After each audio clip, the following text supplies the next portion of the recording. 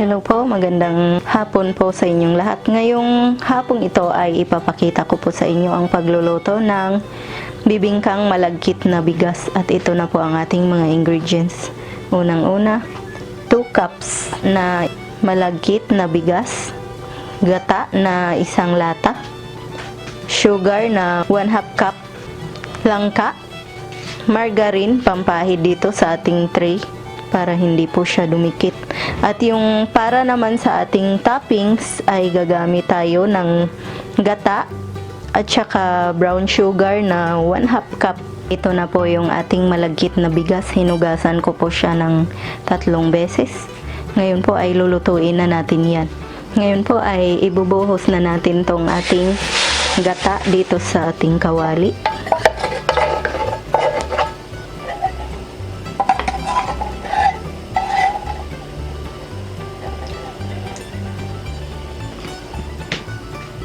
Magdadagdag lang po tayo ng kaunting tubig. Tapos, pahihinaan lang po natin yung ating apoy at hintayin po natin na kumulo yung ating gata. Ngayon po ay ilalagay po natin yung ating 1/2 cup na sugar. Tapos, pahihinaan po natin yung ating apoy. Hahalu-haluin lang po natin yung ating gata.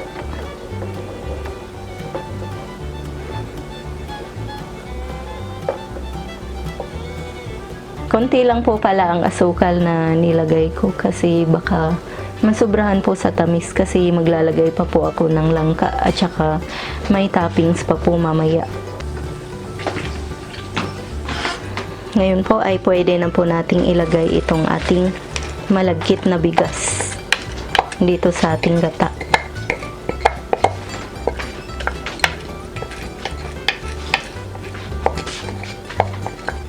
Tapos hahaluin lang natin ng hahaluin hanggang sa maluto yung ating malagkit na bigas.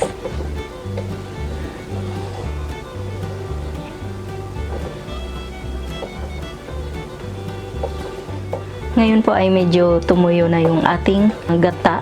Habang niluluto natin to ay huwag nyo pong tigilan sa paghahalo yung inyong malagkit na bigas,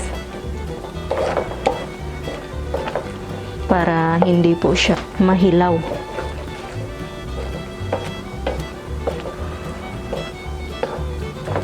Kung kulang pa po yung tubig nyo ay pwede po kayong magdagdag kasi marami naman po yung gata na nailagay ko.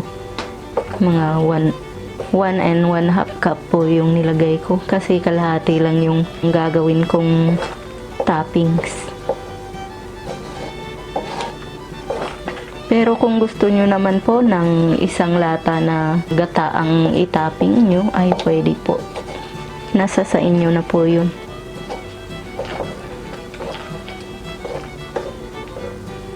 Pahihinaan nyo po yung apoy nyo para hindi po masunog ang inyong malagkit na bigas.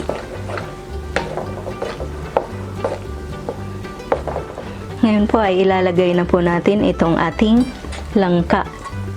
Kung gusto nyo po ng maliliit lang ang pagkahiwa ay hiwain nyo lang po ng maliliit, pero yung sa akin gusto ko po malalaki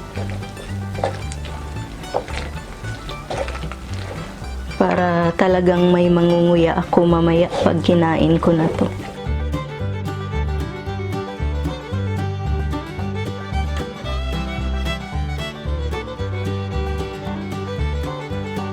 Ngayon po ay tama na po ito. Isasalin ko na po ito doon sa ating tray para sa oven.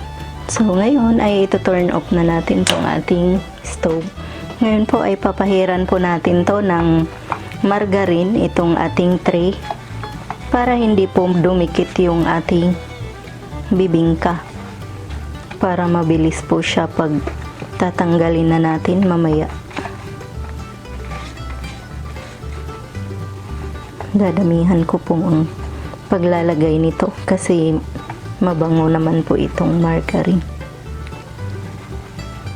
Ngayon po ay ilalagay na natin tong ating malagkit dito sa ating tray na pag-uubinan po natin.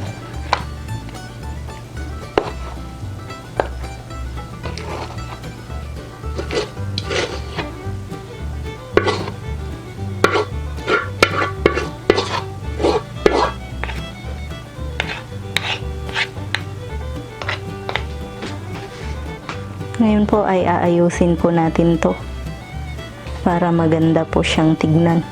Ipa-flatten lang po natin to para mabilis lang siya kapag maibuhos ko na po yung toppings mamaya.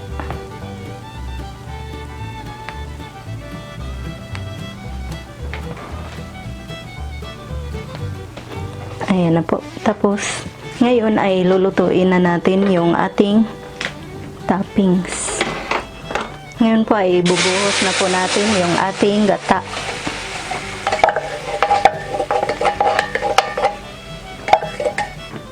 Tapos ilalagay na po natin yung ating 1/2 cup na brown sugar.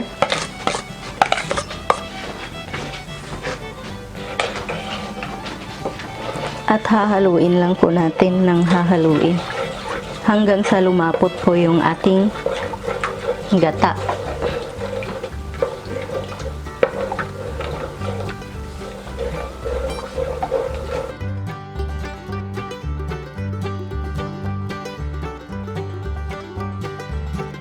Pahihinaan lang po natin yung ating apoy habang niluluto natin tong ating toppings.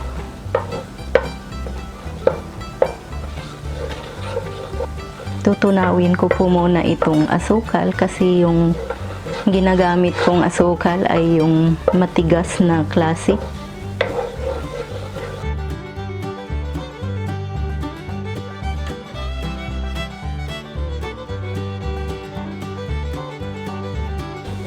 Halo-haluin nyo lang po hanggang sa lumapot yung gata. Ngayon po ay okay na po itong ating toppings. Ngayon ay ito-turn off na po natin yung ating stove para ilagay na po natin to sa ating malagkit.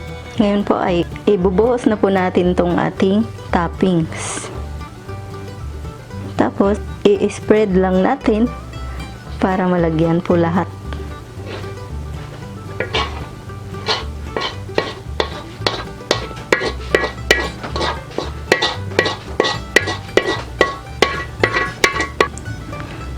Habang ginagawa po natin to ay i-preheat nyo na po ang inyong mga oven sa 350 degrees para pagkatapos nito ay pwede na nating ilagay sa loob ng oven.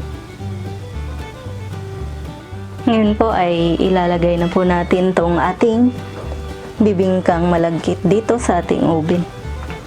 I-adjust nyo po ng 350 degrees ang inyong mga oven. Tapos 20 minutes po yan. At saka 10 minutes po natin na i-broil. Ngayon po na umabot na sa 20 minutes ang ating pag-o-oven. Ngayon ay ililipat po natin ang ating settings doon sa broil. Yan. Mga 10 minutes po natin na i-broil yung ating bibingkang malagkit. Ngayon po ay luto na yung ating bibingkang malagkit. Pinatay ko na po yung oven. Ngayon po ay hahanguin na po natin yung ating bibingka. Titignan na po natin ang itsura.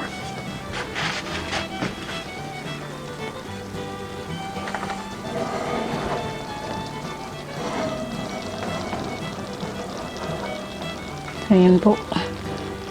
Kumukulo-kulo pa.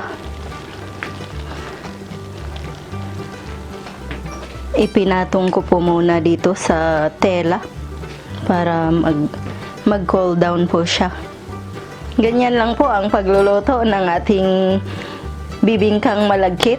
Kung wala po pala kayong oven ay pwede na po yan. Pagkatapos nyong maluto yung malagkit na bigas ay lagyan nyo lang po ng toppings. Tapos palamigin nyo po muna ng kaunti at pwede nang kainin. So ganyan lang po ka-easy ang paggawa. Ngayon po ay hihiwain na po natin tong ating bibingka.